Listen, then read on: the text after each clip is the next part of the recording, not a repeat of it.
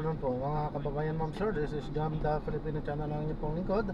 So today is October 21, 2025 at tayo ngayon ay pupunta dyan sa may CCF Metro Daang Hari, Las Piñas, Almanza 2, Las Piñas, at dadalhin po natin yan sa may via Asti Street,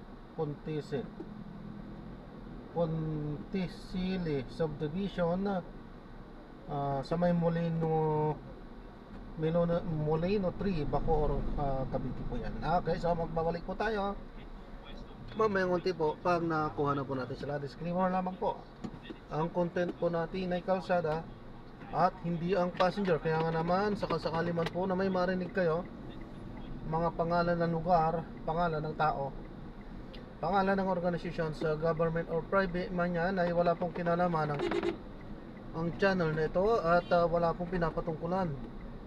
Well, hey, nakakainis talaga kapag yung mga nasa ay, lahat po ng pinag-uusapan dito ay pawang dito lamang po yan sa loob at wala pong pinapatungkulan sa labas. Yung kasi nasa pinakakanang bahagi sila, basta kayong van, tapos saka sila kakaliwa. Ano, mali yun. So makinig tayo ng mga nagbabagang balita at mga talakayan. Salamat sa Angel at good news sa ating mga motorista. Dahil isang RFID na naman ang gagamitin sa MLEC, like na di po mga tollways.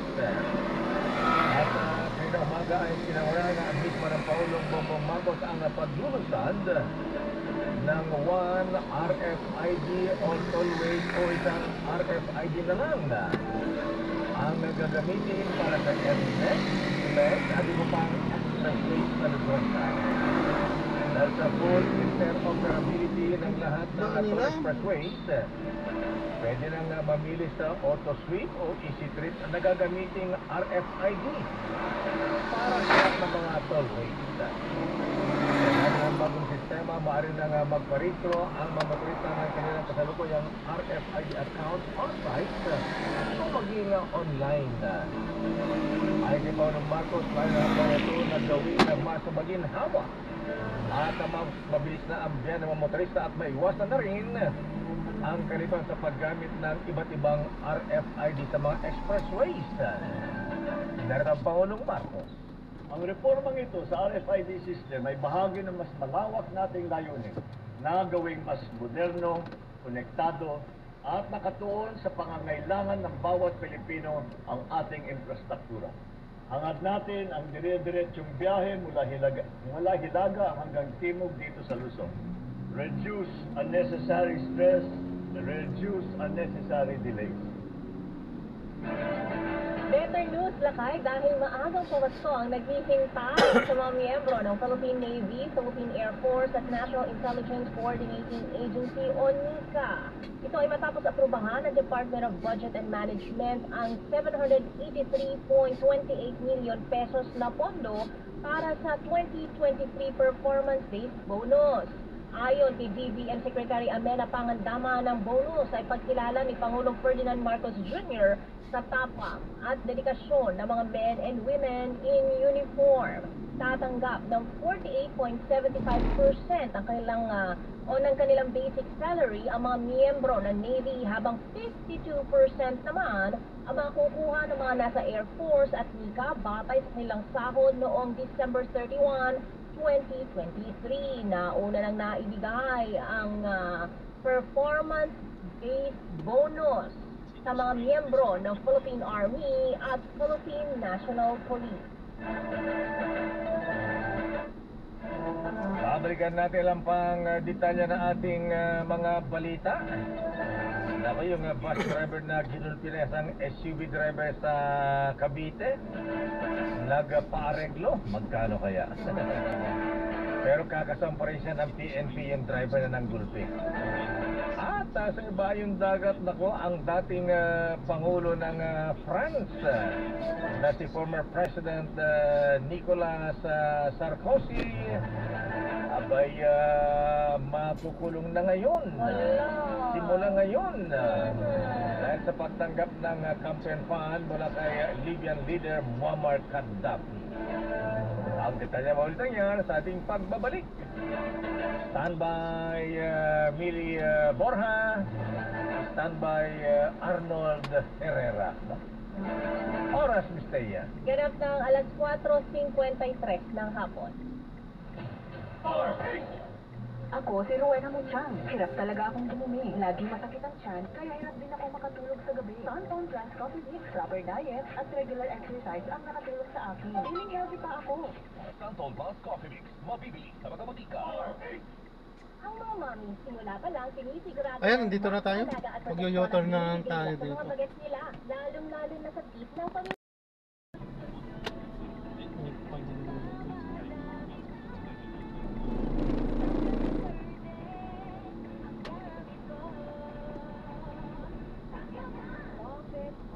Plus something cool and creamy. It's a match.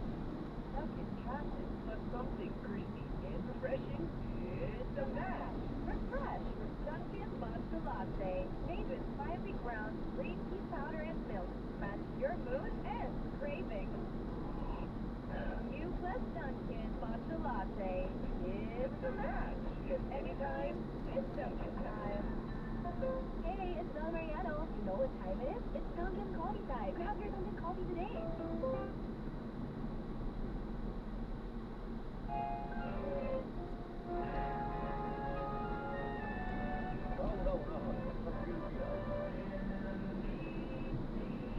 Manila Broadcasting Company. DCRA, member of Broadcaster ng Pilipinas. Pilipinas, labing isang minuto na. Paglipas ang alas 5 ng hapon. Dahil ang pamamamaya, kailangan laging bata. Magdalaga ng bawat isa. Dapat maging pareha. Dahil sa ang pakitaan at mamamayang hihimay sa tulog ng mga isip. Bawat pan, sinalahan, publiko. Programa, DCRA, Malayo. Dahil sa ang mga magbabalito at komentaryo sa nagpilanggiton at Cherry Audio. Pagkakasabang balita Pilipinas, sa araw ng Martes, sa 21 na sa buwan ng Oktubre taong 2025 sa ulo ng mga balansyadong balita. Dating Pangulong Rodrigo Duterte at Senator Bongo kinasuhan ng Plunder at Corruption Ombudsman, Senador Pumalag. First Lady Lisa Magnos at isang tech billionaire, piniling na imbestigahan din ng ICI. Malacanang itinanggi na nag-resign si Finance Secretary Ralph Recto. PNP magpapakalat ng 25,000 na pulis sa undas. Full alert status isineklara sa October 31. Onda naman para sa 2023 performance bonus ng mga miyembro ng Air Force, Navy at Ika, aprobado na ng DBM. Asa ng Navy sa Bungeros, itinumiti na for resolution ng Department of Justice. 90 million pesos na halaga ng pinaniniwalang high-grade marijuana nasamsam sa West Philippine Sea. At broadcaster na binaril sa Albay, pumanaw na. Agad ng hapon, Pilipinas, kami po ang inyong tagapagbalita. Ako po si Miss Omis Karen Oyon. Henry Urit. Salita niya naman ng balita. Kinasuhan na ni dating Senator Antonio Trillanes sa Ombudsman, sila dating Pangulong Rodrigo Duterte at Senator Bongo. Ayon kay Trillanes, pinubusan ng dalawang opisyal ang kanilang kapangyarihan upang makakuha ng mga proyekto sa infrastruktura na nakakalaga ng halos 37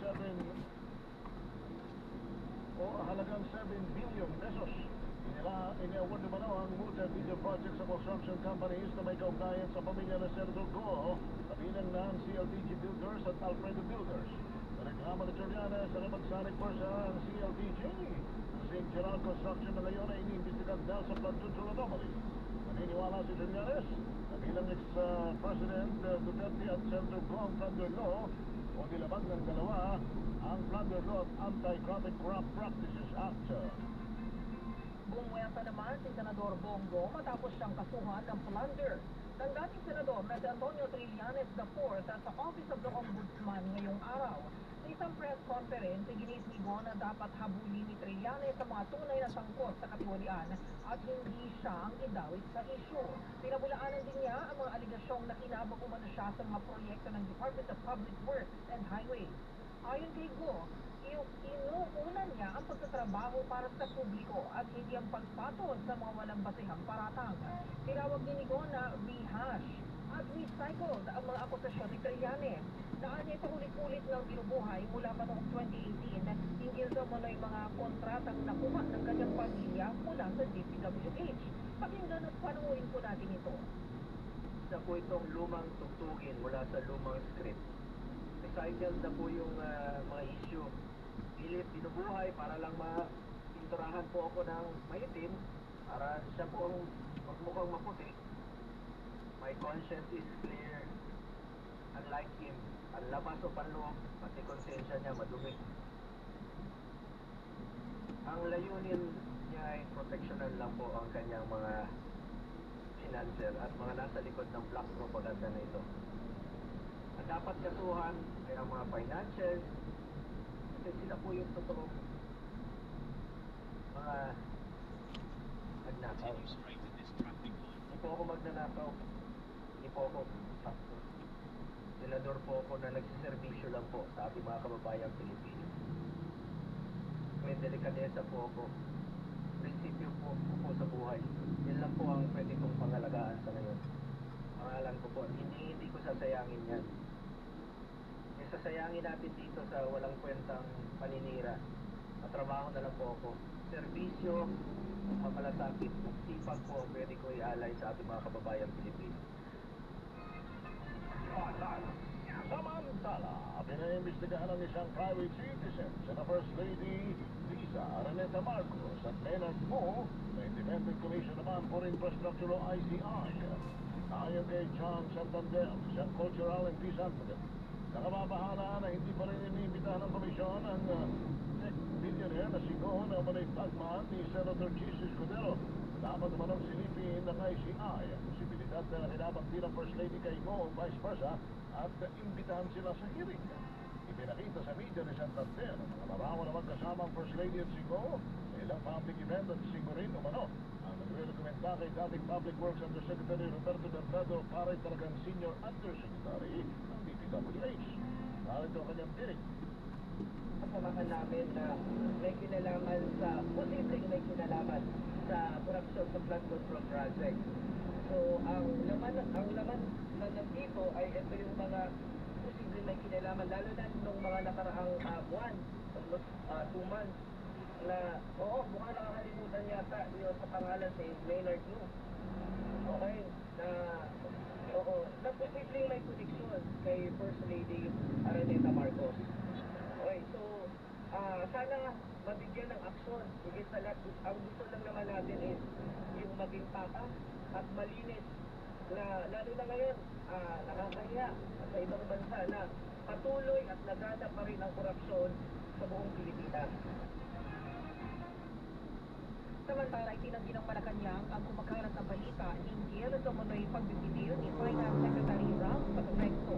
Sa isang text message sa reporter, nilinaw ni Palace Press Officer Claire Castro na not true ang naturang ulat. Ginawa ni Castro ang pahayag matapos kumalat sa social media ang mga espekulasyon ang magkakaroon umano ng bagong kalihim ng Department of Finance sa Nobyembre. Itinalagaan ni Pangulo Ferdinand Marcos Jr. si Recto bilang kalihim ng DOF noong January 2024. Matatasaang isa si Recto sa mga nagsumite ng courtesy resignation noong May 2025 alinsunod sa direktiba ng Pangulo sa pag-recalibrate ng administrasyon. Gayunman, hindi ito tinanggap ng Pangulo at mismo ipinahayag ang kanyang patuloy na tiwala sa kalihim. Samantala, wala namang naligitang banta ang Philippine National Police sa seguridad ng publiko para sa nalalapit na All Saints Day at All Ben, can you go there, po?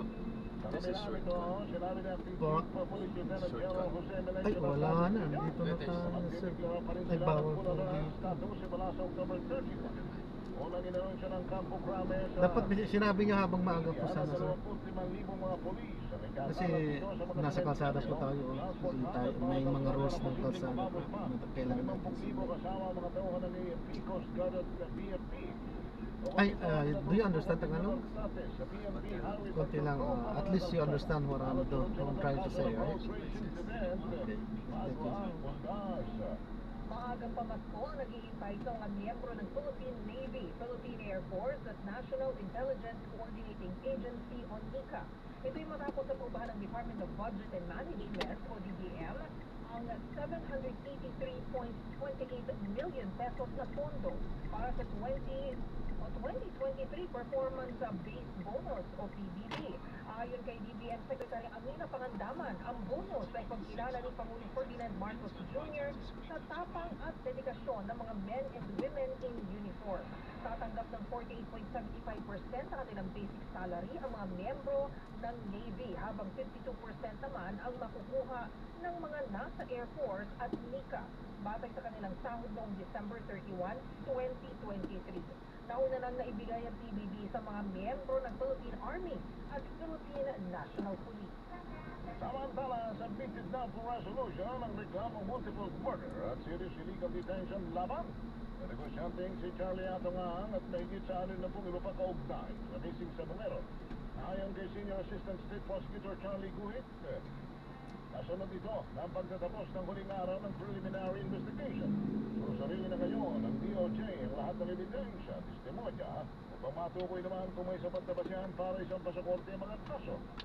Itiguhin, target nilang ma-resolve ito sa lalong madaling panahon, subalit walang tiyak na petsa ng paglalabas ng desisyon dahil sa dami ng mga dokumentong kailangang isama sa mga counter-affidavit ng mga respondent.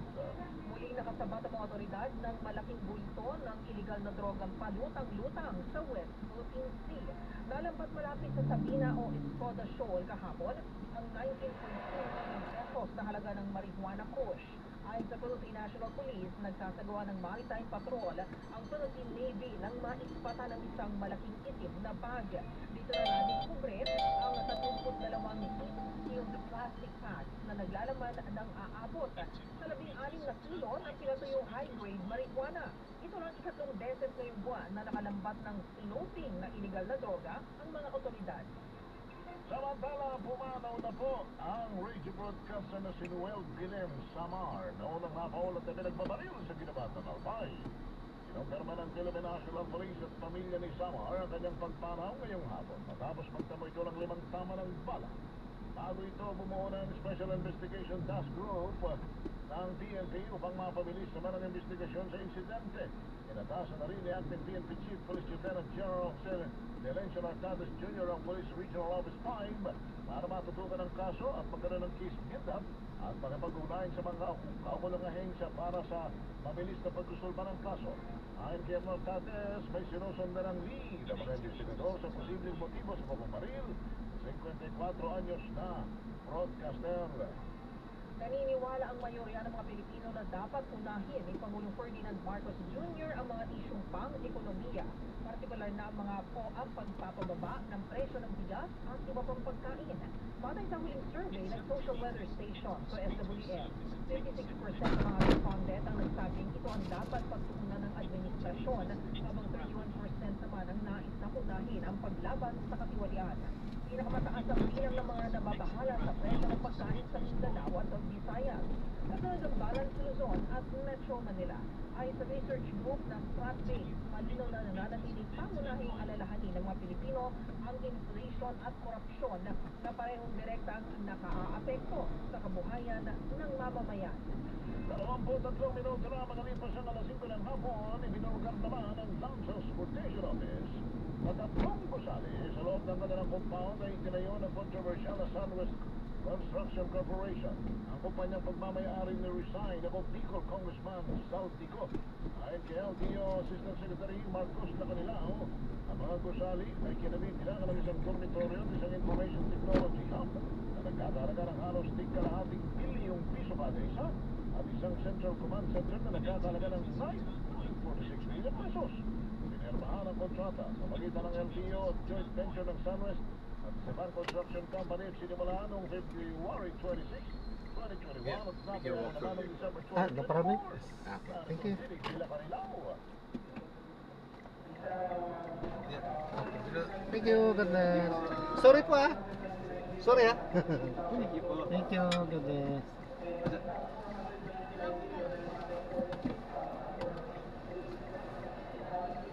Thank you. Thank you. Ayun, so na-drop na natin sila. So maraming salamat po sa panonood. Hanggang sa muli, ingat. God bless. Paalam po muna. Pansamantala tayo ay gagawa na ng ibang video sa ating susunod na misyon. Paalam po.